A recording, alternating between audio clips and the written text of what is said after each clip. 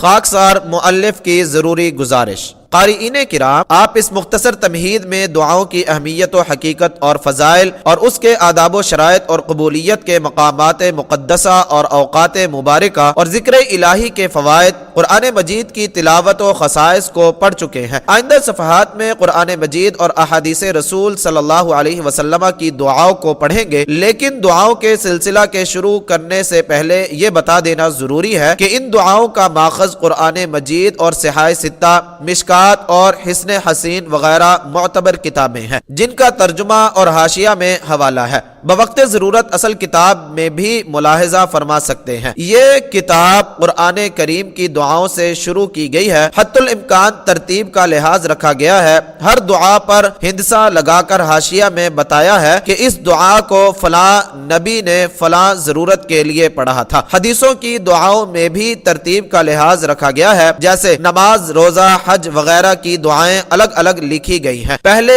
ایک عنوان قائم کر کے اس کی ترکیب اور فضیلت بیان کی گئی ہے، اور ہر ایک باب کی دعائیں ایک ہی باب میں جمع کر دی گئی ہیں، اور متعدد دعائیں نمبر وار درج کر دی گئی ہیں۔ اب آپ کو اختیار ہے، چاہے سب دعاؤں کو پڑھیں یا بعض کو منتخب کر کے پڑھیں، کیونکہ رسول اللہ صلی اللہ علیہ وسلم نے ایک ہی مقصد کے لیے مختلف انداز اور طریقوں سے ارشاد فرمایا ہے۔ عام لوگوں اور معمولی اردو خواہ بھائیوں کی آسانی کے لیے دعاؤں کا ترجمہ با محاورہ آسان اردو میں لکھ دیا ہے، تاکہ جو دعا اپنے مقصد و حاجت کے مطابق پائیں پڑھ لیا کریں۔ دراصل اردو خواہ لوگوں کی سہولت کی غرض سے یہ کتاب لکھی ہے، ورنہ دعاؤں کی بہترین کتابیں موجود ہیں، مگر عربی ہونے کی وجہ سے صرف عربی جاننے والے ہی پورا فائدہ اٹھاتے ہیں۔ یہ بیچارے پورے فائدوں سے محروم یا ان لوگوں کے محتاج ہوتے ہیں۔ اللہ تعالیٰ کے فضل و کرم سے بندہ نے اس کمی کو حتی الامکان پورا کر دیا ہے۔ اب ہر معمولی پڑھا لکھا آدمی اس کتاب سے بحمد اللہ تعالی معلوم کر سکتا ہے کہ فلاں دعا کس وقت اور کس طرح پڑھنی چاہیے۔ اس کتاب کے لکھنے میں جس قدر محنت و جان فشانی اٹھانی پڑی ہے، انشاءاللہ میرا اللہ اس کا بدلہ عطا فرمائے گا۔ آپ حضرات سے صرف اتنی گزارش ہے کہ اپنی نیک دعاؤں میں خاکسار مؤلف سلمہ اللہ کو